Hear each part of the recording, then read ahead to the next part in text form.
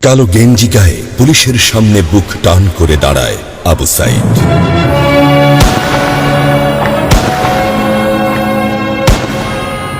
Police তাকে রক্ষা করার বদলে গুলি করে।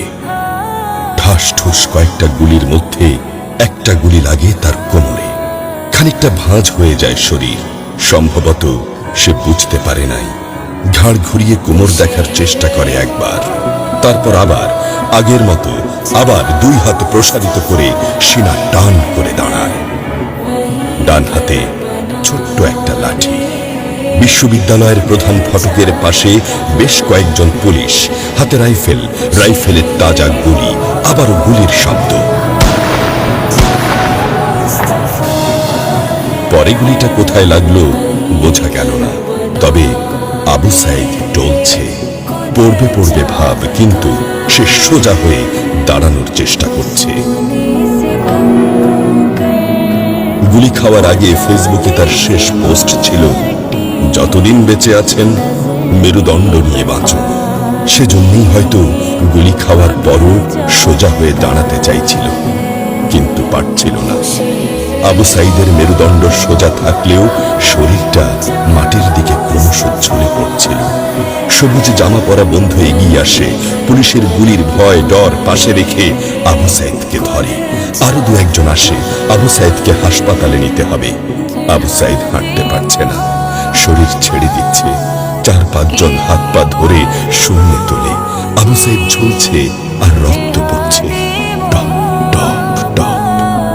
যে আবু সাইদ কিছুক্ষণ আগেও বুক চিতিয়ে দাঁড়িয়ে কোটা সংস্কার আন্দোলনে নেতৃত্ব দিচ্ছিল, সে এখন শূন্যে ঝুলছে, যেভাবে ঝুলছে মেধাবীদের ভাগ্য। রাত 10টার আগে বাড়িতে যাওয়ার কথা ছিল আবু সাইদের। মা অপেক্ষা করছে, বোন অপেক্ষা করছে। তখনও তারা জানে না আবু সাইদের মৃত্যু সার্টিফিকেট লিখছে কর্তব্যরত ডাক্তার। নাম আবু সাইদ, পিতা মকবুল, ঠিকানা বাবুলপুর, পীরগঞ্জ, রংপুর। বয়স 25। মৃত্যু কারণ আগমনের সময় মৃত্যু। তারিখ 16/7/24, রাত 8টা 5 minute. Serial number 240434, Rangpur medical college হাসপাতাল।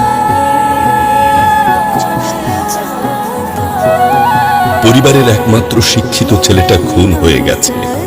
মা যখন জানলো দুনিয়া কি আর ঠিক আছে তার কাছে, বিলাপ করে বলে, আমার ছেলের চাকরি না দিবি না দে, গুলি করলো কেন? বোন শুনি আর্তনাদ করে বলে, 3টা গুলি কেন আমারে করলো না? আবু সাইদ ফেসবুকে আরো লিখেছিল, যদি আজ শহীদ হই তবে আমার নিথর দেহটা রাজপথে ফেলে রাখবেন। ছাত্র সমাজ যখন বিজয় মিছিল নিয়ে ঘরে ফিরবে, তখন আমাকেও বিজয়ী ঘোষণা করে দাফন করবেন। একজন পরাজিতের লাশ কখনো